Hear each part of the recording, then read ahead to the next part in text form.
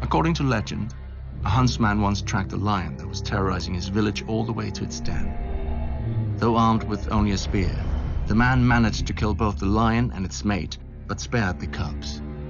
This mercy so pleased the old gods that they sent a shaft of sunlight deep into the cave, gleaming off golden walls. The hunter became a miner and built a ring fort to guard his new wealth. Nobody ever asks what happened to the cubs. Maybe the gods forgot about them and they starved. Maybe there never were any cubs or lions or hunter. Doesn't matter.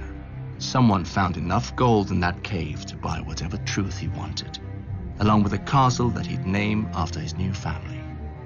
Casterly Rock. Thanks to that gold, Casterly Rock soon became the largest, wealthiest, and best defended castle in Westeros.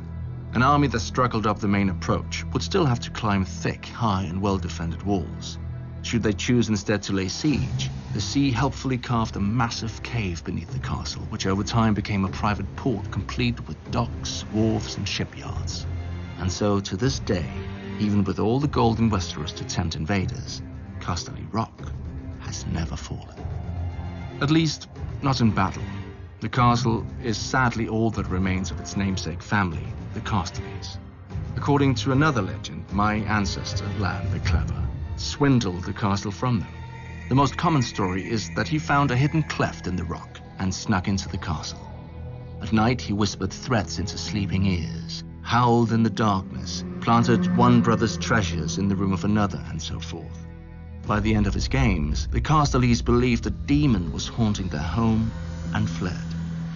My brother prefers a different version. Lann the Clever did find a secret entrance into the rock, but used it to have his way with the Casterly maidens. Eventually, the girls gave birth to golden-haired bastards, and the Casterlys had no choice but to accept their father into the family. In gratitude, he changed the family name to honor himself, and House Lannister was born. The Casterlys used the gold of the rock to become lords. The Lannisters became kings. For thousands of years, the Kingdom of the Rock ruled the Westerlands.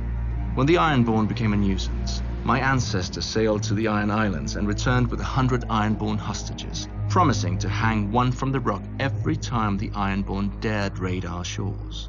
The Ironborn stayed away, well, after 20 or so. When the Andals arrived after sweeping across the rest of Westeros, we invited their sons and daughters into the rock as squires and court ladies. I don't think we ever had to hang any of them. Finally, Aegon the Conqueror defeated us on the Field of Fire, and my ancestor knelt. Still, little changed but titles and taxes. For when Visenya Targaryen saw the rock, she gave thanks that my ancestor had met Aegon on the field. Even Dragonflame would have washed over the castle like the waves and left just as much a mark. But now the mines are dry, and Casterly Rock is just that, a rock. Our gold has passed into legend, just like the merciful huntsman and Lann the Clever, as will our family if we lose this war. Unlike the Casterlys, however, we won't even have a castle to remember our name.